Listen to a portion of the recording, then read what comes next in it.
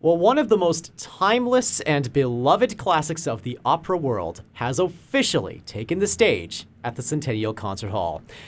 Giacomo Puccini's La Boheme has dazzled audiences all over the world for over a century, and this production with Manitoba Opera is no exception, with an entirely Canadian cast in the leading roles. That includes bass-baritone Hugo LaPorte in the role of the painter Marcello, and Toronto soprano Charlotte Siegel in the role of his on-again, off-again girlfriend, Musetta. Charlotte and Hugo join me live in the Classic 107 studios to tell us more about La Boheme. Hello. Hello. So, okay, first of all, maybe we'll start with you, Hugo. For people who have never interacted with this opera before, and without giving too much away, who is Marcello and what is he like in the show? Well, who will people meet when they see you on stage? I think Marcello, well, first, he's a painter, as you said, right? He's just a great guy, loves to have fun, to enjoy life, to paint, of course. But I think he doesn't like to think about the troubles of life. He likes to live easily, to make jokes, to have fun, and that's the first thing you see on stage with Rodolfo, the poet. So he just likes to have fun. All right, likes to have fun. I'm going to wager a guess here, Charlotte, that Musetta is sort of the same way, likes to have a little bit of fun on the stage. Oh, she loves to have fun. She loves to have fun. But I think she's a singer who knows exactly who she is and what she has and understands the world that she lives in. And she uses her assets to command and get exactly what she wants. Aha. Okay. One of those assets that Musetta has in the bag, at least musically, is one of the most beloved soprano arias of all time, Quando Men Vo. What is it like to step on the stage and perform this, knowing all of the knowledge that comes with that for an experienced opera fan? What's it like to actually perform one of those sort of storied arias in the context of a show like Boheme? I think my favorite thing about it is a lot of people hear that beautiful, beautiful melody and actually think that she's just saying, oh, I'm so in love with this person. But the entire aria is her being like, I know how hot and awesome I am, and you're going to watch me. And that's a really empowering thing to be able to do on stage. Totally. To be able to live into that moment in front of everyone. That talk about empowering. Hugo, La Boheme, one of the most beloved and most performed operas in the world, even today. What makes audiences and opera companies and singers keep coming back to this show? Oh, there's still kind of a mystery around that. But this opera, the music is phenomenal from beginning to end. It is. And also the themes that are talked about, you talk about love, friendship, death, of course, there's relationships, right? Relationship troubles, especially us, but also Rodolfo and Mimi, right? So about arts, we really have, there's so many themes, and the music is amazing. It's also not very long, right? It's a 2-hour opera. There's a chorus, there's a children chorus. So, just everything works so very well. There's no waiting moments. Action is always going on from top to the end.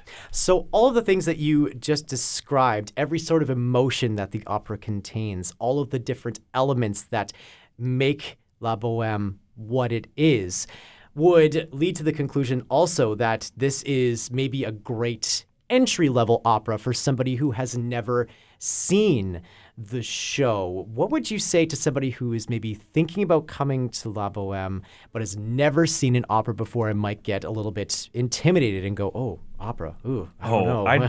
The thing is, La Boheme is a story about young people and a lot of people that haven't had the chance to see opera are young people. And so it's really a story about young people, students or people who just finished school, are having a trouble living in an expensive world. They have trouble even finding money to buy bread, right? So it's a story for everyone. It's really easy to follow. The music is amazing. It sounds like theatrical, like a movie music, right? Movie score. I think everyone, you don't even need to know exactly what's happening all the time. I suggest, though, if you are new to opera and new to La Boheme, to maybe just take 5 minutes of your time just to read about the story. You'll enjoy it even more. So you touched on something there that's really interesting, in that there's these people, they're young and they're trying to kind of find their footing in the world a little bit and are struggling to kind of make it as artists. And it occurs to me that we mentioned in our introduction that this is not only an all-Canadian cast of leading roles, but lots of you are in that sort of emerging artist sort of phase as well. Quite a young cast that comprises this edition of La Boheme.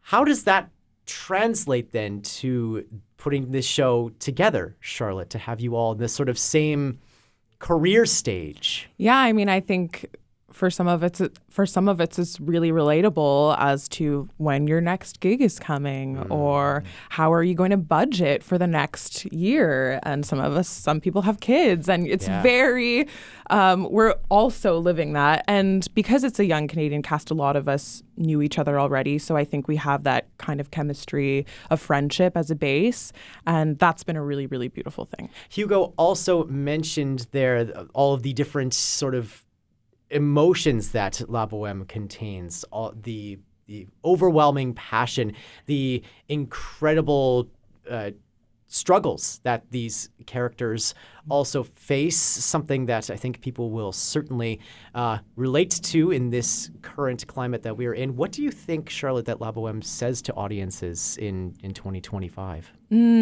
That's a big, beautiful question.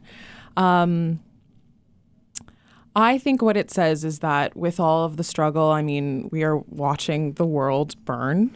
I think that the most important thing in our lives is our relationships and our connections to people, and how you can have very little and still have a beautiful, meaningful life. And that existed when Puccini wrote the opera and still exists today. Okay. You talk about the connections that are so important to be fostered, especially amongst a community of artists making this show that are in their sort of same career stages. Maybe what is it like to be a part of a cast like this as you've been putting this all together in this time? And what's maybe special about the fact that it's all Canadian, Hugo, in this moment? Oh, I think just right now what's happening south of here. Just this makes us even more connected. Yeah. We don't really talk about politics, right, and during rehearsals, of course, but since we are all Canadian, all young people having a hard time to sometimes to make a living out of arts is singing. So we can just relate so much, and it's really lots of fun. I've known Suzanne Taffo, who in the role of Mimi. I've known her for a few years, but all of the rest of the cast are new friends for me, and I'm so glad we could meet. We have a great time together. Lots of fun. Well, so you have your friend Suzanne starring, as you say, as Mimi in this production. Now, there's a few people that you know as well, I think, in the cast, Charlotte, that are part of the Toronto singing community. And maybe I'll send one last question to the both of you, starting with you, which is, so you've got the Toronto represented, you've got the Montreal represented. What do you think in your time here in this community? What do you think that Winnipeg will take away from La Boheme? Ooh, I mean, First of all, I just want to say I'm obsessed with all the people I've met in Winnipeg. Everyone is so nice and kind and has so much time and space to just be present, which is not always there in Toronto. And I think maybe a little bit of that spirit has bled into me even while being here, and I think the cast as well. There's a little bit more of a safer, calm, kind pace, and I think you can probably feel that in our cast and our boheme. How does that sort of safety, maybe, Hugo, that sort of easier pace, how does that affect you as an artist as you're preparing to share Marcello again with audiences? Thing is, I work a lot in Montreal, of course, but I'm from Quebec City. Yes. Which is also kind of a it's really slower paced city. So I feel very good here. I feel almost like home. It's a bit far away from my kids and my wife, but yeah, I enjoy my time. I really enjoy my time here. People are amazing. People really are amazing here. Looking forward to come back. Well, we're looking forward to seeing you once again on the stage for La Boheme tonight. You can find more information at our website to get tickets, and we'll make sure to link you on to the appropriate places. That's classic107.com and the Classic 107 app. Hugo LaPorte and Charlotte Siegel, thank you so much for joining us in the Classic 107 studios. Thank you. Thank you.